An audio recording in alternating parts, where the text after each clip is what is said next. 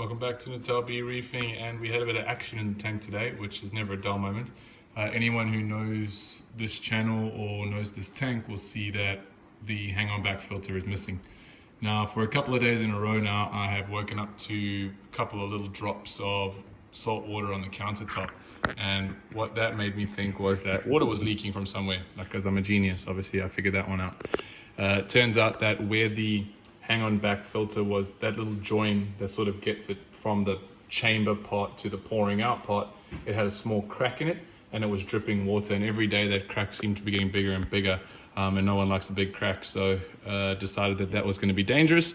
So I couldn't really figure out in my mind, in my thought process, what the difference is between a hang-on back filter and a canister filter.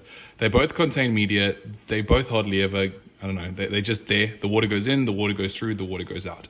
So I had an old Eheim canister filter from a freshwater setup that I had about 4 or 5 years ago. So I have hooked that up. So that is now down the side here. Let's see, you can just see it, lights are off. There it is there. Eheim, I can't remember the name of it, but it's a decent sized canister filter.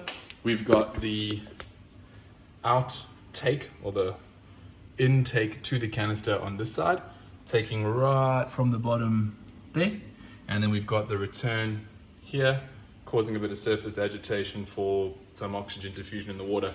The other thing I did was I made a little dosing holder for these. So I had some clear acrylic left from something I'd done before, and I just bent it, made a hole in it, and then used an old heater suction cup. So I just broke the little part, it's got the little hook parts that come like this to hook onto the heater.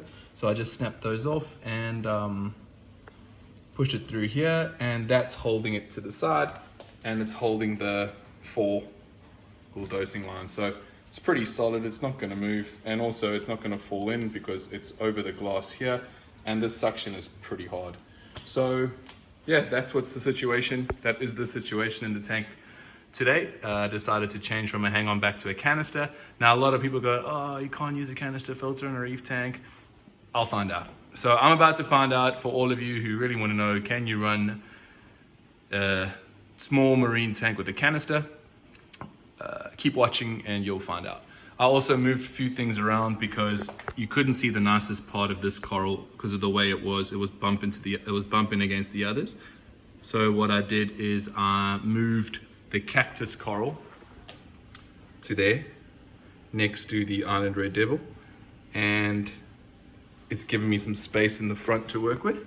So we can see now that there is a nice amount of movement, back corner, front corner, gold torch as the centerpiece, island red devil, which hopefully in a couple of months will grow up into the space there, so it'll look quite nice. And then the clam in the front with our Goni God in here, GSP up there, and the bird's nest, fat looking bird's nest at the back there.